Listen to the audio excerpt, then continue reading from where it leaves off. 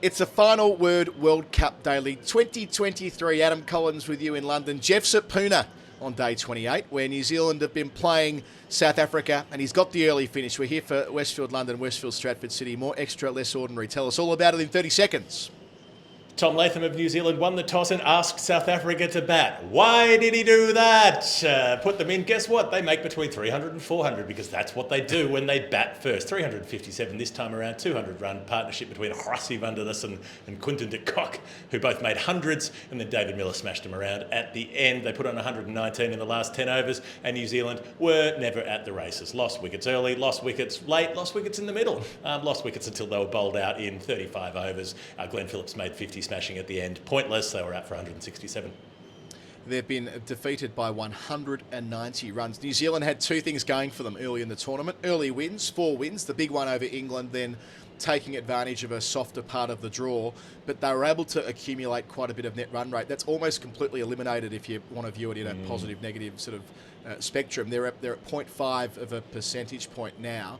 In Pakistan, I'm wearing their jacket today because today's a big day for Pakistan because they're now within touching distance and they play New Zealand next, and that is shaping up as something of a quarter-final. We might talk more about that later, but the particulars of today, as you say, South Africa, 357 for 4. Quinton de Kock, his 4th century of the tournament. Quinton, why are you retiring? Rassie van der Dussen cashes in 133 from 118.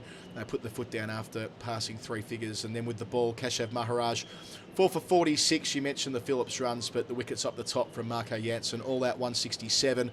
That means that South Africa let the good times roll. How they were able to build today, Geoff, each 10-over block went quicker than the one that came before it. 43, 51, 61, 83, 119. The last 10, 119 today, 144 against Bangladesh, 143 against England, 137 against Sri Lanka. They're basically doing 2015 World Cup cricket. And by that I mean they're saving everything for the final 10 overs. We've seen one-day cricket evolve a little bit since that tournament where more of the heavy lifting's done in the middle overs. Well, they're about 150 after 30, right? You know, in traditional kind of one-day speak, you're shooting for 300 odd from there. Well, they've gone that and some because of their explosive power at the back, and that didn't even really include Klaassen, who barely got a hit.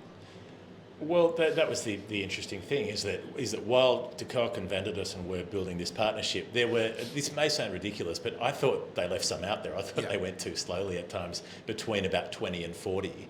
You look at what South Africa had done batting first in this tournament: 428, 311, 399, 382. Both the times they've chased, they've lost one and they nearly lost the other, and probably coulda, shoulda, woulda lost the other. 9 down with an umpire's call decision not given.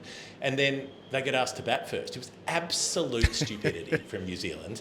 And I don't think it's just hindsight wisdom, because literally at the toss, at the time, we all of us covering the game went on the record and said, this is daft, it's hot.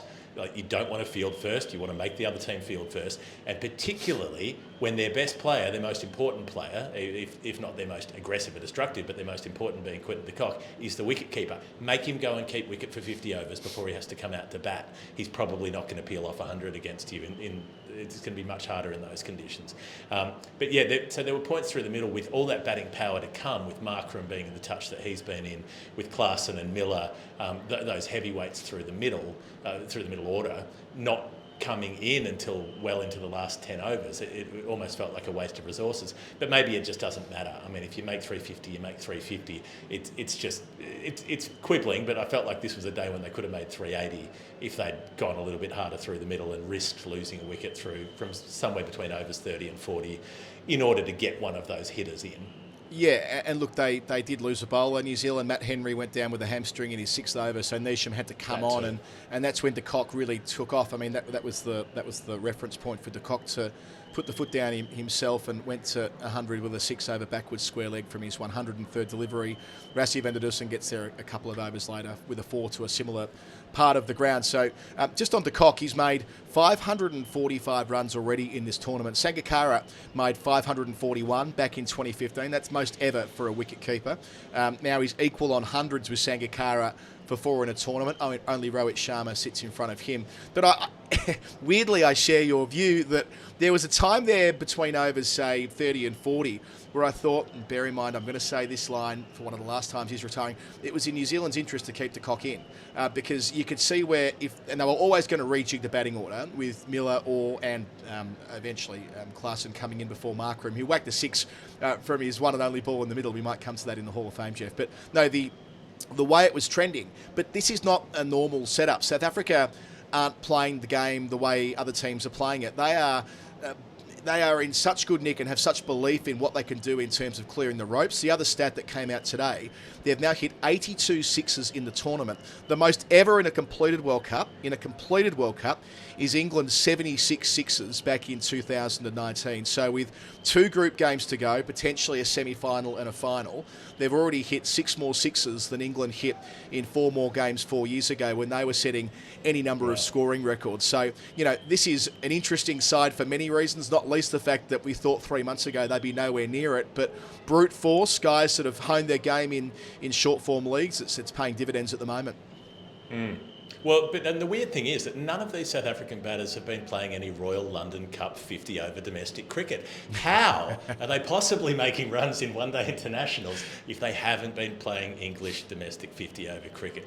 It was just very controlled today. Temba Bavuma, I feel a bit for him because he played so nicely, smoked 4 through the covers, 4 boundaries through the covers. That cover-driven 6 that he picked up, they were all off Matt Henry, these boundaries. And then his first drive at Bolt, it's angled across him and he edges to slip on 24, but he looked really good early. Hasn't got big runs in this World Cup, but has got big runs in the year or so leading up to this World Cup in 50 over cricket. And then it was just Quinton de Kock and Rassie van der Dussen looking completely unfazed. They put on exactly 200 together. And then, Miller came in. They sent him in as the left-hander ahead of Klaasen, which I thought was a bit odd given Klaasen striking at 160. I don't think the left-hand, right-hand combination matters that much when the bloke's striking at 160 through the World Cup. Maybe just send him in anyway, but they didn't, and Miller did the job regardless. 53 off 30, smoked them at the end, Neesham having to bowl, as you said. So, look, 357, even if it could have been 380, I guess it didn't need to be 380. And New Zealand, I suppose when you've nearly chased 380 in the previous game, then maybe you've just used up everything you've got. All their juice was gone. But also, against Australia, they didn't have to face Marco Jansen. They faced an out-of-form Mitchell Starc who was spraying wides around every over. And instead, Jansen was on the money as usual. He's up to, 11 or 12 wickets just in the power play through this tournament. He got a little bit of movement, used the sharp bouncer. So you get, there's Conway caught at slip, but then there's Ravindra, who's been the find of the series, who is so good with the hook shot, but it's Jansen's pace, but also bounce. It just gets too much for Ravindra to play over the top of, and it takes the top edge near the splice of the bat, and it looks like it's sailing over fine leg for 6, but in the end it gets held down there. And really from that point, Conway gone for 2, Ravindra gone for 9. Will Young wasn't scoring quickly enough to really be a threat. Daryl Mitchell comes out and makes 24 before he's caught off the bowling of Maharaj trying to smack one. And then that's pretty much all she wrote. New Zealand never looked like they were going to get close to it today, even though Phillips hit his 60 at the end and was last out. Yeah, and look, they were really smooth. South Africa, I thought, with the ball. I mean, a beauty to get Young. Great catch to get rid of Mitchell. That swirling in the air, and Miller underneath it. I'm not saying they were anywhere near it, but we've seen Mitchell turn games before in the last 12 months. Soft dismissal to get Latham, but clever bowling from Rabada, bowling into the pitch, soon into the attack.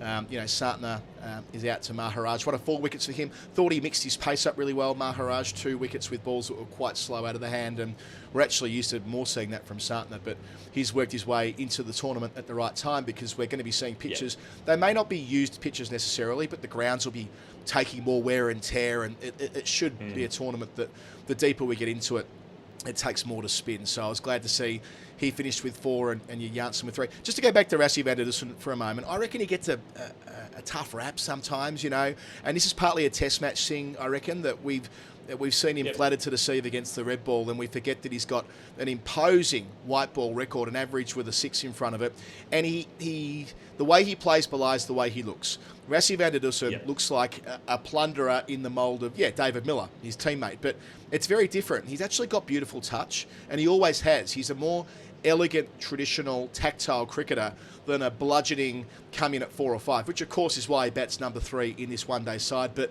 yeah, it was an aesthetically pleasing innings, even though he ended up striking at well over 100, and that strike rate caught up after passing 3 figures. I think that, him coming into form at the right time as well, they're answering a lot of questions right now, and whoever they get in the semi-final, I'm not sure whether they have formally qualified for the semis at the back of this. They probably haven't, because of the, as you were discussing on the weekly show, Geoff, there were all these exotic scenarios where India can miss and so on. Of course they won't, but they will be there in the semis, South Africa, and they're going to be a handful no matter who they play. Even if they play India in the semi, that'll be the matchup India don't want. They'll be quite happy with, I think, Australia, who they beat comfortably, Pakistan, who they have the wood over if they get in there, or New Zealand, whose form's gone off a cliff. Who they won't want to get if they were to drop a game towards the end is South Africa. Yeah, well, I think that's right. And South Africa, so they're on 12 points now with a very big net run rate. So in theory, there are a couple other teams who could catch up to them on 12, but wouldn't catch them on net run rate regardless. I think, Afghanistan being one of those, Afghanistan could beat South Africa in order to catch them on 12, but wouldn't make up net run rate even if that happened, I think, without looking at the table right now. So they're pretty much good to go. It's just a matter of where they finish now, and probably avoiding India is the go, given just how machine-like they've been ticking through it. Van der Dussen, the last bit, because he was going at a strike rate of about 70 at one point when he was up around 70, 80, and he picks it up to go well past 100, hits 5 sixes, most of them late in his innings, and their drives over mid-off and mid-on, so he does really well in terms of lifting that rate, although it's a dangerous game sometimes to leave too much to the back. Poor old Trent Boult, another one, he drops the catch off Neesham at long off Van der Dussen that goes over the rope for 6. There's just a few echoes there. If you watched a game in 2019 at some point, around about July, you might have picked up on that one. So felt for him. Boult bowled beautifully, by the way, while these guys were rampaging and made 350. Boult went for absolutely bugger all up until his 10th over. So he was 28, 1 for 28 off his first 8. His 9th over was bowled right at the death. It only went for 7 runs, I think. And then the last over he got whacked for a 4 and a 6 that messed up his figures a bit at 1 for 49, but even so, he just bowled so well. He hit those Yorkers almost routinely and was really good today. So, unlucky that the rest of his team didn't show up for the most part, and that Henry gets injured. That doesn't help, although Henry got smashed against Australia. Regardless, the upshot is massive margin, 190 run loss, and this is what we were talking about a couple of weeks ago, that New Zealand were getting pumped up even though they had a softer entry to the competition, and these were the 3 games that I remember talking to you about, saying this is where we find out if they're actually a contender or not, is when they play India, Australia, South Africa back-to-back. They've lost all 3. They need to win against Sri Lanka and Pakistan, and so New Zealand face a pretty tough test from here. Yeah, and look, they're still in control of their own destiny, which is where you want to be at this stage of a round robin. But look, injury to Henry feels significant. I hope I think he went off as a precautionary measure. They've only got 11 fit players right now. Yeah, because we know Ferguson's off anyway. We know that Williamson's missing at the moment, so they're going to want to get at least, and Chapman of course as well. So just with the Henry piece to this, and you might have got more info at the ground. My instinct was maybe this was a precautionary measure. He was into his 6th over. I don't know. That's probably a long bow to draw, but. You can't run the risk of him tearing a hamstring. Straining it, you might be back in a week or 9 days or 10 days or something like that.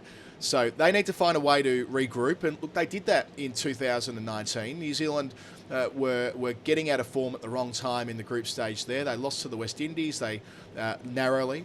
They lost to England heavily up at Durham. And they got their shit together just in time to beat India in a semi-final. So they'll be relying on Williamson coming back. I haven't heard any status updates on him in the last week or so, but they'll need him because this Pakistan game, as we touched on before, becomes just gigantic. It's on Saturday. I've got it written down here where they're playing. They're playing on Saturday at Chinnaswamy. So we know that's a heavy scoring ground, and Pakistan back in some nick yesterday with a pretty impressive win. So look, that's a side coming back into form against a side that's out of form. I know form can be a nebulous idea, but you want to be trending in the right direction. So cannot wait for that one. Just one more note on the game itself before we shuffle onto the Hall of Fame and all the rest of it.